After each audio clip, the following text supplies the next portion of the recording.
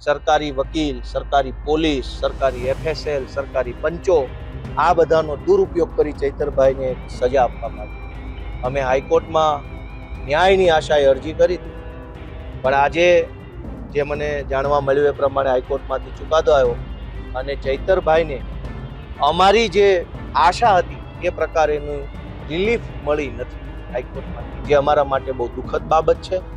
ચૈતરભાઈ જેવા લડાયક યોદ્ધાને જેલમાં રહેવું પડે એ નુકસાન ચૈતરભાઈનું નહીં, આખા સમાજનું, આખા ગુજરાતનું।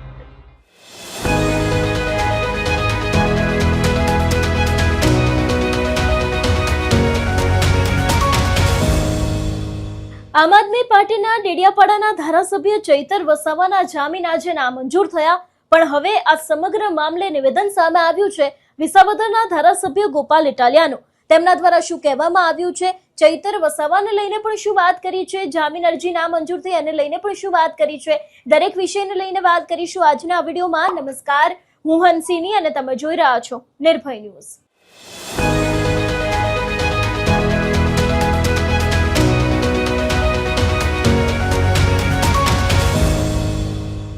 એક તરફ આપણે જોયું હતું કે આજે હાઈકોર્ટ દ્વારા એવું કહેવામાં આવ્યું કે ચૈતર વસાવાને જામીન આપી દઈશું તો લોકોની અંદર અને સમાજની અંદર ખોટો સંદેશ જશે।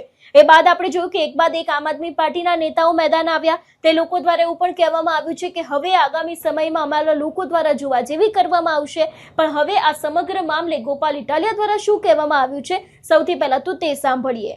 વસાવા આદિવાસી સમાજના યોદ્ધા છે।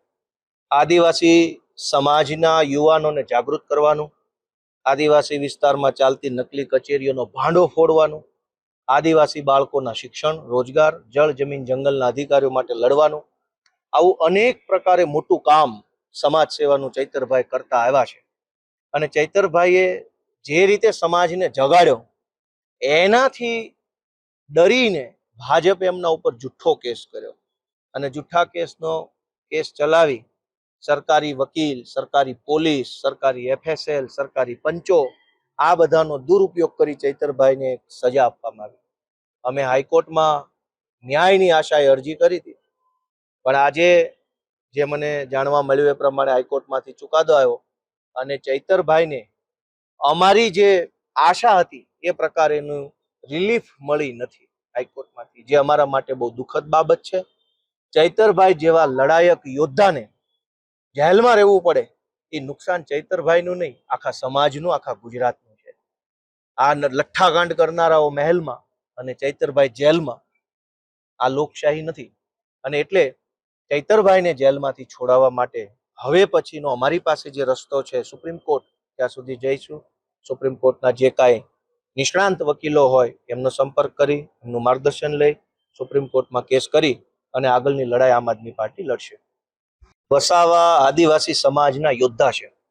આદિવાસી સમાજના યુવાનોને જાગૃત કરવાનું, આદિવાસી વિસ્તારમાં ચાલતી નકલી કચેરીઓનો ભાંડો ફોડવાનું, આદિવાસી બાળકોના શિક્ષણ, રોજગાર, જળ, જમીન, જંગલના અધિકારીઓ માટે લડવાનું, આવું અનેક પ્રકારે મોટું કામ સમાજ સેવાનું ચૈતરભાઈ કરતા આવ્યા છે। અને ચૈતરભાઈએ જે રીતે સમાજને જગાડ્યો એનાથી ડરીને ભાજપે એમના ઉપર જુઠ્ઠો કેસ કર્યો અને જુઠ્ઠા કેસ ચલાવી સરકારી વકીલ, સરકારી પોલીસ, સરકારી FSL, સરકારી પંચો આ બધાનો દુરુપયોગ કરી ચૈતરભાઈને સજા આપવામાં આવી।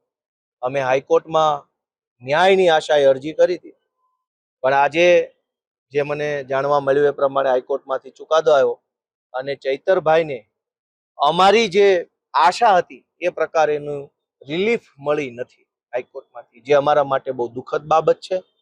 ચૈતરભાઈ જેવા લડાયક યોદ્ધાને જેલમાં રહેવું પડે એ નુકસાન ચૈતરભાઈનું નહીં, આખા સમાજનું, આખા ગુજરાતનું છે। આ લઠ્ઠાકાંડ કરનારાઓ મહેલમાં અને ચૈતરભાઈ જેલમાં, આ લોકશાહી નથી। અને એટલે ચૈતરભાઈને જેલમાંથી છોડાવવા માટે હવે પછીનો અમારી પાસે જે રસ્તો છે સુપ્રીમ કોર્ટ, ત્યાં સુધી જઈશું।